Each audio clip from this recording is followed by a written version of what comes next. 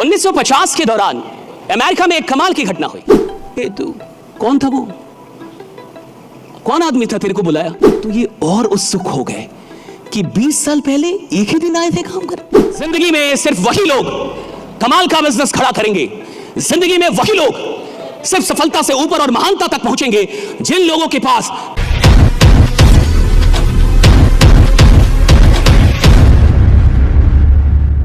उन्नीस 1950 के दौरान अमेरिका में एक कमाल की घटना हुई। आप जो ये चित्र देख रहे हैं, आपको दिख रहा होगा कि अमेरिका के अंदर रेलवे ट्रैक बन रहा था। तो जब रेलवे ट्रैक बन रहा होता है तो आपने देखा लकड़ियां जोड़ती थी, पहले वो ट्रैक को लकड़ियां जोड़ती थी। तो कुछ मजदूर वहां पे काम कर रहे थे क्योंकि ऐसा ही होता था। और ये 1950 की तरफ की घटना है। टेक्नोलॉजी उतनी विकसित भी नहीं थी। मजदूर काम कर रहे थे और काम करने के दौरान ही अचानक कुछ देर के बाद एक दूसरे ट्रैक पे एक ट्रेन कार आई, एयर कंडीशनड ट्रेन कार, जिसमें एक ही बोगी होती है, एयर कंडीशनड होती है। Next slide. या ऐसे करके एक ट्रेन कार आई, एयर कंडीशन ट्रेन कार, इसमें एक ही बोगी, एयर कंडीशन, और वो आगे बढ़ रही थी तेजी में, लेकिन अचानक से रुक गई। और जैसे ही रुकी, उसके बोगी के बाहर से एक इंसान निकला और उसने चिल्लाया, हेलो डेव, डेव एंडरसन। और उसने डेव डेव करके चिल्लाया, डेव, डेव एंडरसन। तो उधर से एक जो मजदूर था उसने देखा, वो देखते ही पहचान गया कि कोई बुला रहा है। कहा कि डेव, कहा कि यस जिम। और वो जिम था। वो भागता दौड़ता गया।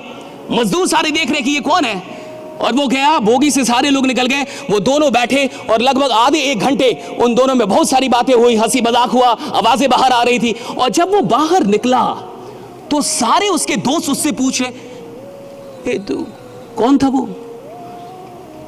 कौन आदमी था तेरे को बुलाया? कहा कि तुम्हें नहीं पता, वो जिम मर्फी है। कहा कि जिम मर्फी कौन है? कहा कि gym Murphy is the president of American rail road. कहा कि प्रेसिडेंट? तो वो तुमको कैसे जानते हैं? अब एक मजदूर और उसको कोई प्रेसिडेंट जानता हो, कोई रेलवे में मजदूर है और उसको रेल रोड का प्रेसिडेंट, ये बहुत बड़ी बात है।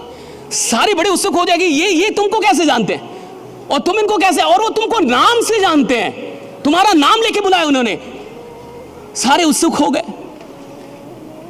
उसने बोला कि एक्चुअली 20 साल पहले हम दोनों एक ही दिन अमेरिकन रेल रोड में काम करने आए थे। अब तो ये और उत्सुक हो गए कि 20 साल पहले एक ही दिन आए थे काम कर। कहा कि हाँ, मैं भी जहां काम कर रहा हूं वही वो भी काम करता था। तो कहा फिर ऐसा क्या हुआ कि वो आज अमेरिकन रेल रोड का प्रेसिडेंट हो गया और तुम मजदूर ही हो?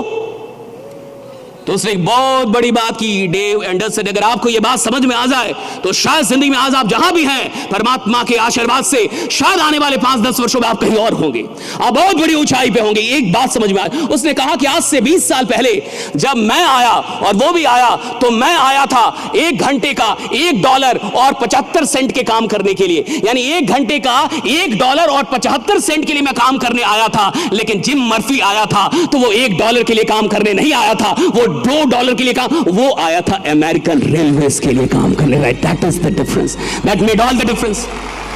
मैं आया था तो मेरे काम करने का फोकस क्या था?